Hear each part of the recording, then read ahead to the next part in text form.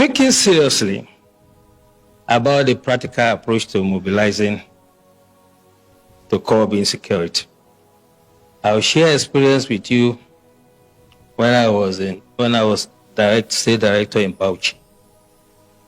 Most of you will remember an incident in Azari. A group of terrorists, the Boko Haram, then had invaded Azari. They were shooting in an attempt to kidnap, and the community chased them. They killed some members of the community, but the community members killed all of them. The last guy, Khalid, climbed onto a tree and was firing. The community stood, they were resilient, and they killed Khalid. Since that day, there has not been one terrorist attack in Azari. As a matter of fact, the former head of state, General Ibrahim Badamasi Babangida, said, and I quote, "If we want to stop or curb this terrorism, we shall emulate the Azari example." Tafawa Balewa also happened to be a local government in Bauchi that was always in flames. And the people of Bogoro and some part of Tafawa Balewa, where the Sayawas are, rose up on one occasion. They knew their terrain better, climbed onto trees and mountains. And when the invaders came, they did not only repel them, they seized their weapons. And since then, you can attest to it that you hardly hear about Tafawa Balewa again. What I'm trying to say, the practical approach to mobilizing people, is that you have to get everyone involved. You do not expect the Nigerian Army, police, DSS, to protect every Nigerian or every community. It is not going to work. In the US, if you visit someone in the house, you will be shocked that when the guy hears a police siren, he will just pull his drawer, bring out his gun and keep it. So one of my hosts did that, and I asked him, "Why are you putting gun here?" He said, "Well, if they are chasing someone and he enters my house, I'll shoot him first." And that is the layer we have to start thinking about. How can you create first line of defense? The military, police, and other security agencies are to deal with the bigger ones, the organized ones.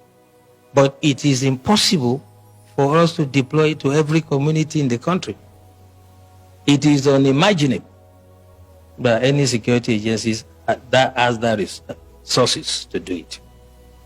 So as we live here, we all belong to one community or the other. What we have to start experimenting is how we can make the community to prepare first, if the first line of defense for us. General Wahab said it clearly. And for me, there are 3 takeaways from his lecture. By the way, the general and I were guest speaker at one program in our office, so I'm not surprised that his dexterity. He has developed some sort of expertise in what it is. But 3 things for me. He asked us a question. What is our own culture? Our culture is communal. We do things together. Festival together. Ceremonies together. Wedding ceremony, whatever.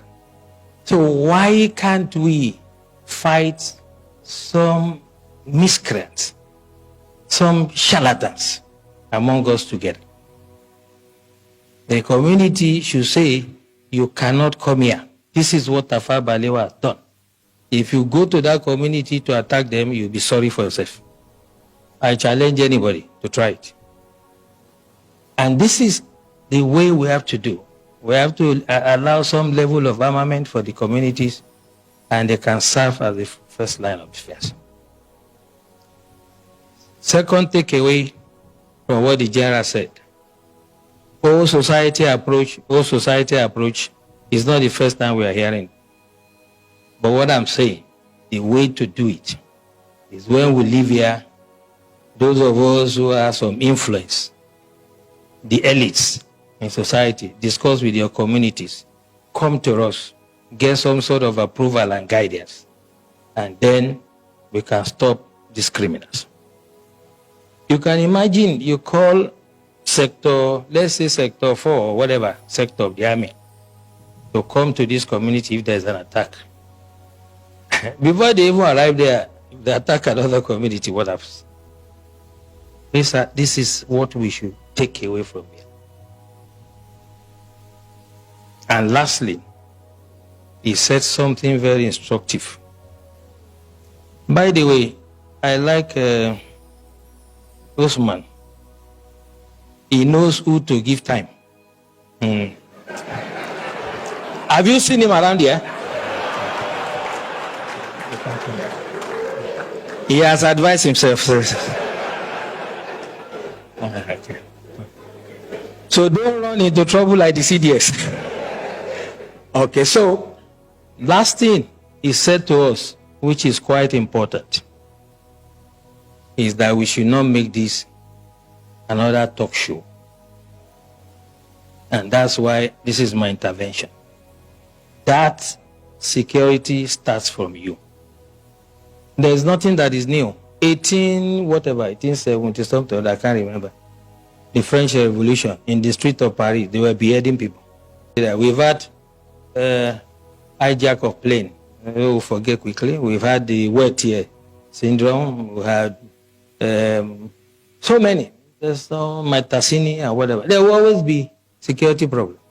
So when I hear people say this is security in Nigeria, as long as human beings exist, there will be security problem. The issue is the response. We have to take that mentality away. What is the security agencies doing? Who, apart from a tree, knows that they want to come and cut him and remain standing? Only a tree. We have to get the communities to rise and defend themselves first. And the time to start it is now. When you move out from here, I do that every day. I come from a village in Ijebu land, Ogun State, and I talk to my people. I know the level of armament they are entitled to. I know how they organize themselves in quarters. We have 4 quarters. I am using my expertise to guide them. You cannot wait for the military to come and do everything. If this approach can work in the northern part of the country, without taking the law into your hands, I believe in the southern part of the country can also work. And at this point, I will advise every community to organize a decent vigilante that will be equipped, giving them proper orientation, having that mindset that before any stranger can come into your community, if you have one in your house, let the village head be aware of it. When you see a stranger, say it out. Before you know it, every person that poses to be a danger to that community can be easily be fished out. Anyway, share, follow the page and drop your comment on the comment section, because it's practically obvious now that even the army, the Nigeria police, for all the security agencies, according to him, can't curb insecurity in every places in the country. We still have to do more for ourselves. And that is why in some developed countries, it's very easy for them to fish out a stranger or a culprit in their neighborhood. All the old men and women, they have roles to play even if they don't work officially. When they see you roaming about, before you know it, police is already standing by you. Sometimes you now begin to wonder, how do they know? Because somebody is sitting beside the windows at the lobby, watching over the street, seeing some strange movement, reporting it to their police. Anyway, I wish this one will work. Share once again and follow the page. Thank you as you do so.